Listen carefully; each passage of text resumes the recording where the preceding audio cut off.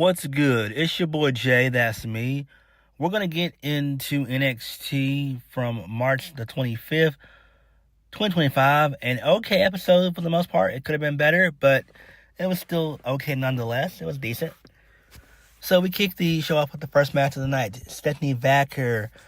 She retains the NXT Women's Championship via roll-up. Because Jordynne Grace came out there and got involved, she caused a distraction. Post-match, Jordynne Grace and Jaida Parker, they're about to get into a brawl, but officials separated them and everything else. Then Fatal Influence, they showed up and they beat the crap out of Stephanie Vaquer. So, it is what it is. That's cool there. Like it. Jaida Parker's fine. She looked good in defeat. She looks good as per usual. She's drop dead gorgeous. So this is fine. But I got a feeling we could get a triple threat match with what happened in the main event. We'll talk about it when we get to it. All right, moving on. So Trick Williams, he is backstage. He says that he didn't want to hear anything from Jevon Evans. Jevon didn't appreciate how Trick tossed him to the side last week. Trick says that Jevon still doesn't get it. Just because they're from the Carolinas doesn't mean they're brothers. Trick's sole focus has been on Stand and Deliver and Oba Femi. If Trick has been so focused on Oba for the last 4 months, why did it take Jevon Evans 1 week to drop him? Jevon says that Trick can continue to doubt him, but he's going to shock him. Trick knows that Jevon has potential. It's one thing to have potential. It's another thing to have the title. And everybody can't hold that title up in the air. Jevon thought him and Trick were cool. But the NXT Championship has made Trick turn into somebody else. Trick says it's a championship thing. Jevon wouldn't understand that. Damn, that was nice right there. Jevon plans to show Trick otherwise by the end of the night. Okay. Pretty good stuff there. I do like Jevon Evans. I still think that he's going to be in an 8-man tag. Him, Tony D'Angelo, and probably Fraxium. They're going to take on the Dark State. So that will happen, hopefully. Hopefully they will not go down this dumbass triple threat idea because I despise multi-man matches. I just do. All right, moving on. So Last Legend, her and Jakara Jackson, the Metaphor girls, they tell Ava that they're not happy about Gigi Dolan and Tatum Paxley, Chemical X, for getting a shot at the TNA Knockouts Tag Team Championships when it should be the Meta Girls. So Gigi says that maybe Ava's getting tired of getting the Metaphor girls title opportunities. Tatum says that they're going to bring those TNA Knockouts back to NXT. Jakara Jackson blames Gigi and Paxley for stealing their tag team opportunity, and then tensions continue to rise, and it's setting up a match between both teams. Okay, that's fine there. It makes sense. Really good stuff there. Moving on. So Ricky Starks had a sit-down interview with Vic Joseph. So Ricky says it's funny because that locker room had a head start on me. Talking about the NXT locker room. He says he understands that the NXT universe are quickly finding out just how confident he is as a performer. Confidence scares people. Is what he's been dealing with his whole life. So coming to NXT was nothing new, nothing different. So, Ricky then says that he used to live in his car when he first broke into wrestling. There were times that he didn't know if he was going to eat that weekend or not. And then, Ricky says that, but at the end of those days, the only thing that he actually had was his self-confidence, the confidence in the fact that he knew that he was going to get out of the situation and it would all work out. That's the reason why he's sitting here right now. The reason why he's in NXT and in WWE because of his self-confidence. He wears his battle scars and wounds as pride. Okay, I like this. Not the I slept in my car nonsensical promo that all these indie guys cut. I do not like that because that's way too overdone. Like, come on, man. No. But I like this because Ricky's gonna have to earn his keeps.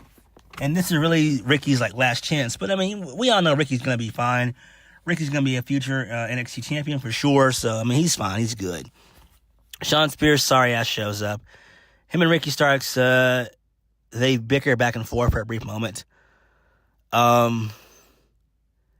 He says that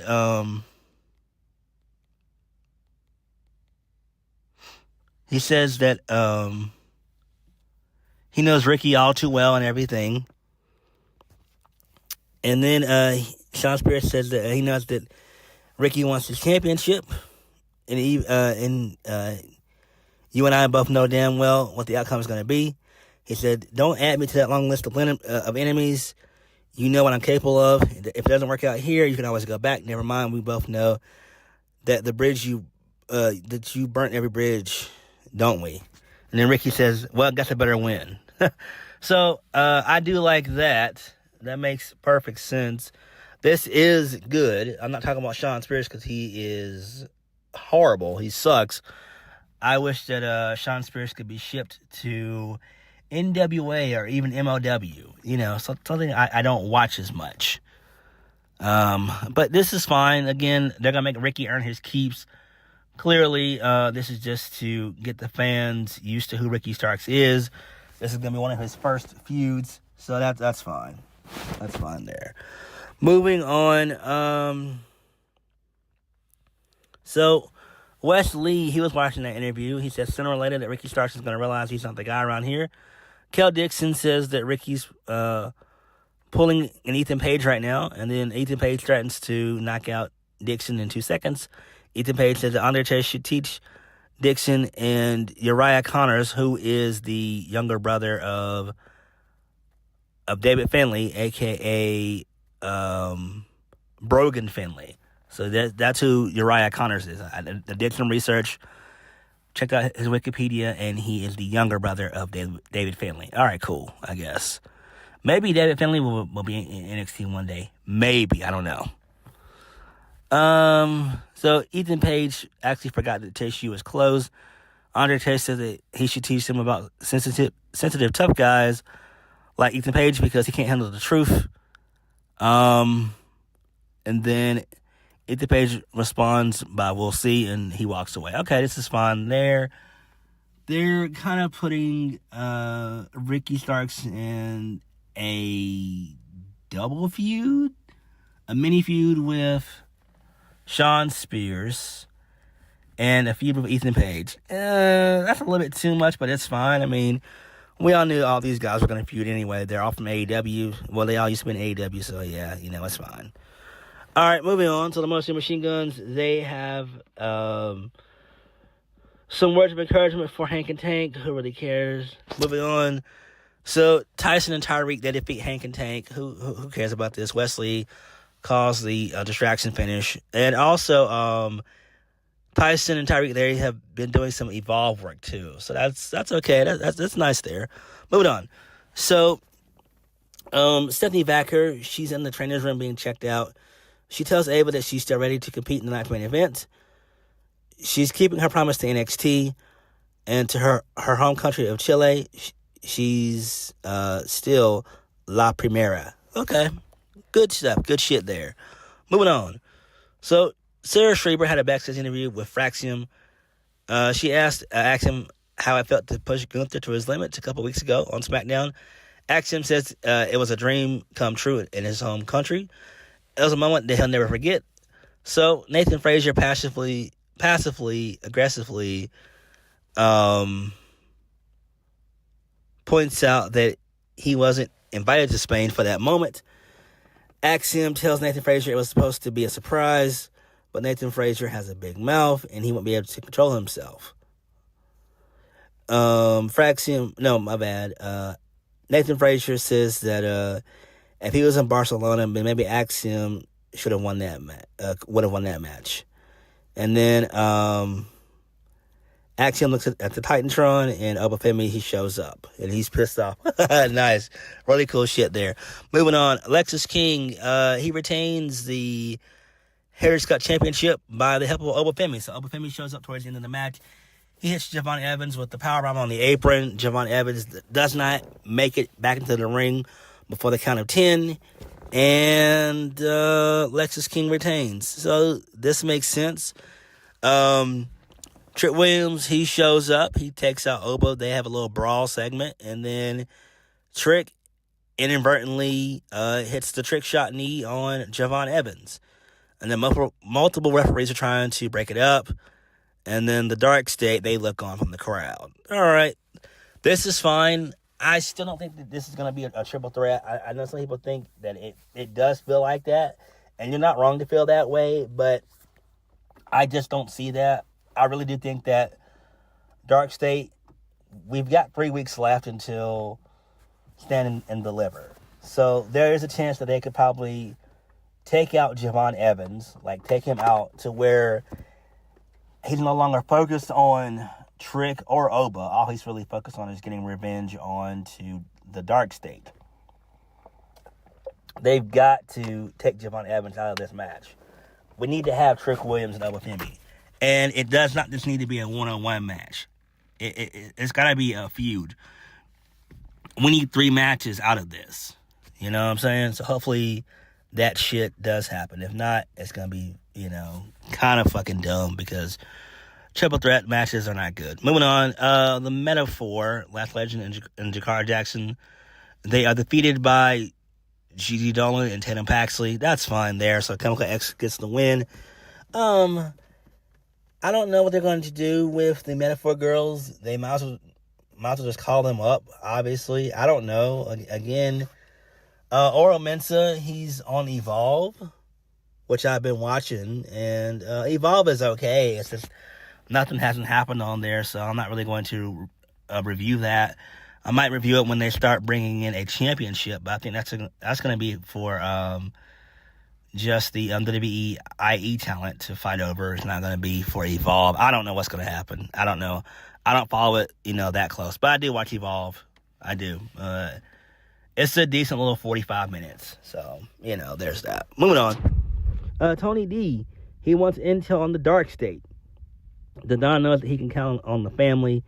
The Don asks Stacks if everything's all right. He says he's the underboss for a reason, and he'll never forget what the Don has done for him in the past. Stacks says that the Don can always trust him. Now, when he said this, it took Stacks about 5 seconds to answer this. It didn't, happen right away. So could it be, possibly, maybe, could Stacks be the main guy who's behind the Dark State? Again, he's been with Tony D.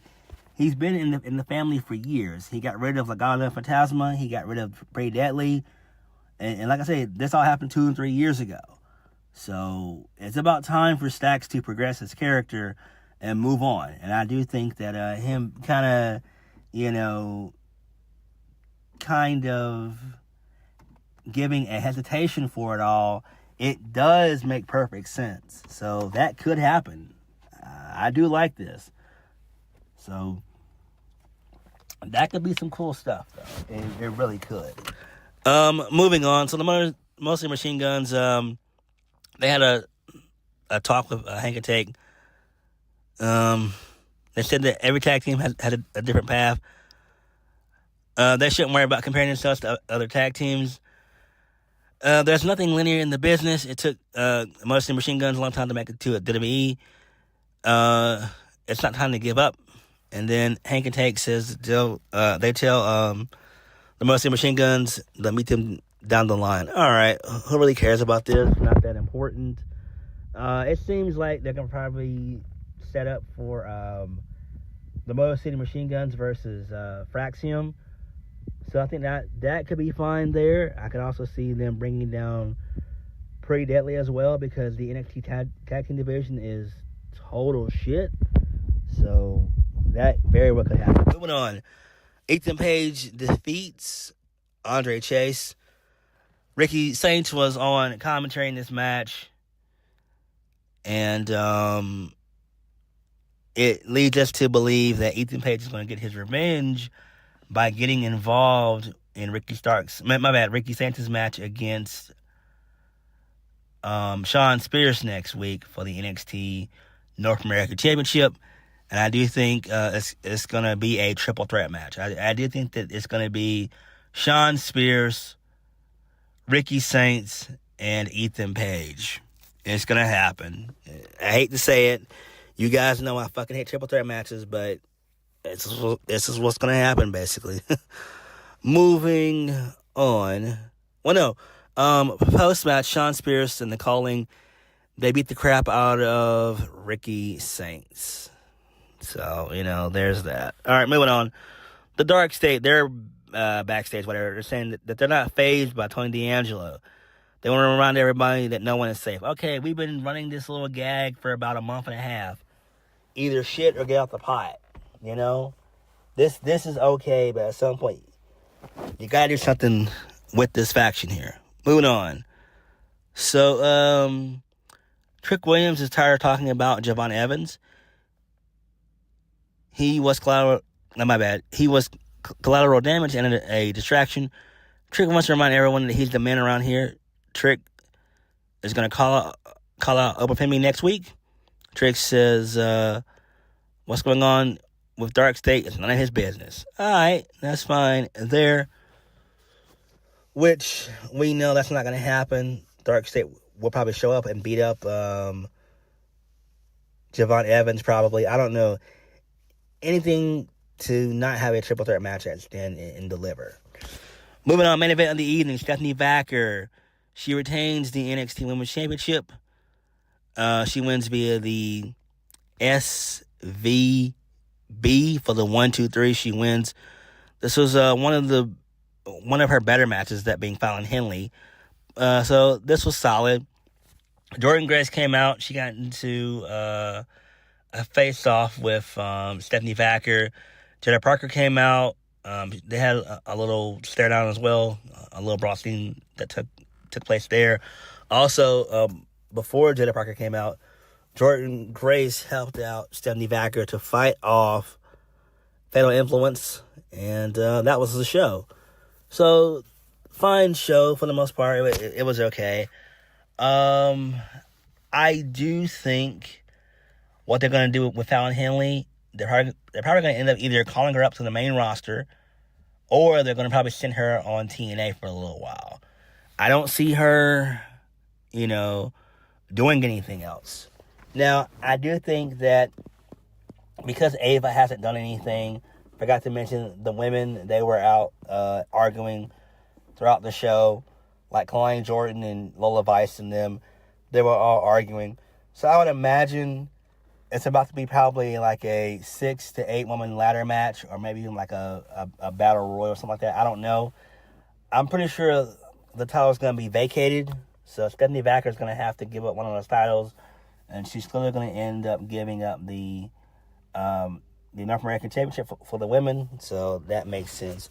All in all, NXT was okay for the most part. Pretty okay. The Ricky Stark stuff is decent. The Trick Williams stuff is all right. Dark State and the women, they've been killing it. So, yeah. But other than that, NXT is NXT.